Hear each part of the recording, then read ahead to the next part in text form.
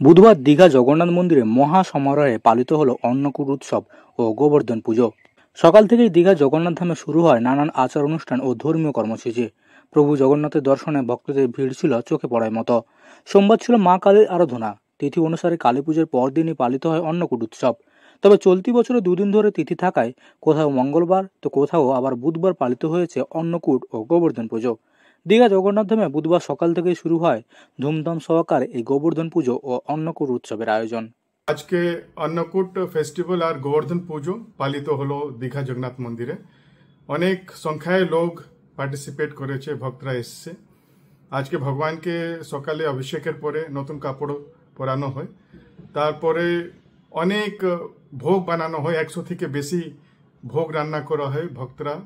ভক্তরা নিজে বাড়ি থেকেও ভোগ নিয়ে এসছে। আর এটা সবাই যত ভোগ ছিল এ থেকেই আমরা গোবর্ধন পর্বত নির্মিত করেছি। গোবর্ধন পর্বতের আকার দেওয়া হয়েছে খাওয়া থেকে, ভগবানকে ওটা ভোগ লাগানো হয়েছে। তারপরে ভক্তরা গোবর্ধন পরিক্রমা করেছে। এদিন ভোর থেকেই শুরু হয় প্রভু জগন্নাথ দেবের স্নান, পুজো ও ভোগ নিবেদনের আচার। 108 তীর্থক্ষেত্রে জল, দুধ, ঘি, মধু ও বিভিন্ন উপাদানে প্রভুকে স্নান করানো হয়। এরপর পরানো হয় নতুন বস্ত্র এবং গোলাপ ফুলের পাপড়ি দিয়ে সাজানো হয় মন্দির চত্বর। গোলাপের পাপড়ি দিয়ে প্রভুর পায়ে পুষ্পবৃষ্টি করা হয়। ভগবানের সামনে শতাধিক পদ সাজিয়ে ভোগ নিবেদন করা হয়।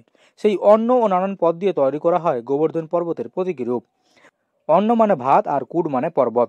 সেভাবেই সাজানো হয় অন্নের পাহাড়, যার সামনে সাজানো হয় ডাল, তরকারি, মিষ্টান্ন সহ 100-রও বেশি ভোগের পদ। দিনভর চলে কীর্তন, নাম সংকীর্তন ও প্রসাদ বিতরণ। এদিন ভক্তদের মধ্যে দেখা যায় উৎসবের আমেজ ও ধর্মীয় উন্মাদনা। দীঘা জগন্নাথ ধাম ট্রাস্টি বোর্ডের অন্যতম রাধারমন দাস জানান, রীতিমনে সকাল থেকেই গোবর্ধন পুজো ও অন্নকূট উৎসব পালন করা হয়েছে। শতাধিক পদ রান্না করা হয়েছে প্রভুর ভোগের জন্য। ভক্তরা বাড়ি থেকেও ভোগ নিয়ে এসেছেন। তিনি আরও জানান, এটি দীঘা জগন্নাথ ধামের প্রথম অন্নকূট ও গোবর্ধন পুজো উৎসব, তাই কোনো ত্রুটি রাখা হয়নি। সকাল থেকে মন্দিরে তিল ধারণের জায়গা নেই। ভক্তদের ভিড়ও চমকপ্রদ। দূর দূরান্ত থেকে বহু ভক্ত এসে উপস্থিত হন প্রভুর দর্শন ও পুজোয় অংশ নিতে। মন্দির চত্বরে নিরাপত্তা ব্যবস্থা ছিল অত্যন্ত কড়া। পুলিশের পক্ষ থেকে তৈরি করা হয়েছিল নিরাপত্তা বলয়। প্রথমবারের মতো দীঘা জগন্নাথ মন্দিরে এমন আড়ম্বরপূর্ণ অন্নকূট ও গোবর্ধন পুজো দেখে মুগ্ধ পর্যটক ও স্থানীয় বাসিন্দারা। পূর্ব মেদিনীপুরের দীঘা থেকে মদন মাইতি রিপোর্ট, লোকালিটি বাংলা।